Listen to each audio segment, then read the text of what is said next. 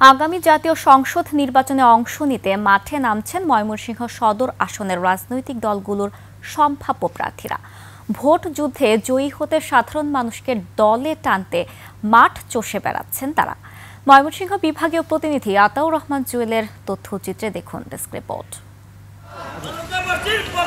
আগামী জাতীয় সংসদ নির্বাচন সামনে রেখে ময়মনসিংহ ৪ আসনের বিএনপির একাধিক প্রার্থী মনোনয়ন পেতে মাঠ চষে বেড়াচ্ছেন।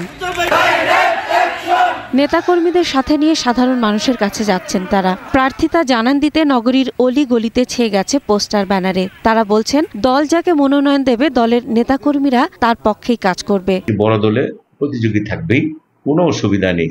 ওনার সিদ্ধান্তই চূড়ান্ত সিদ্ধান্ত, বেগম খালেদা জিয়ার সিদ্ধান্তই চূড়ান্ত সিদ্ধান্ত। আমি সদরের মানুষের প্রতিনিধি হিসেবে কাজ করতেছি, তারেক রহমানের সিদ্ধান্তই চূড়ান্ত। সানবিট সব দিবে সামাল। সানবিট ম্যাজিক প্রেস ডিশওয়াশিং এর মাথা ঘোরানো সলিউশন।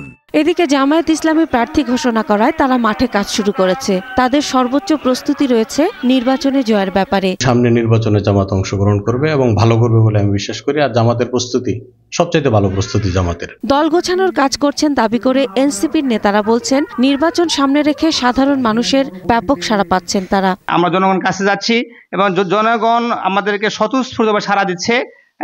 এবং আমরা প্রত্যেকটা বাড়িতে, প্রত্যেকটা পরিবারে কোনো না কোনো আন্দোলনের কর্মী আমরা পাচ্ছি। সিপিবি নেতারা বলছেন, নির্বাচনে লেভেল প্লেইং ফিল্ড থাকতে হবে, তাহলে তারা নির্বাচনে অংশ নেবেন।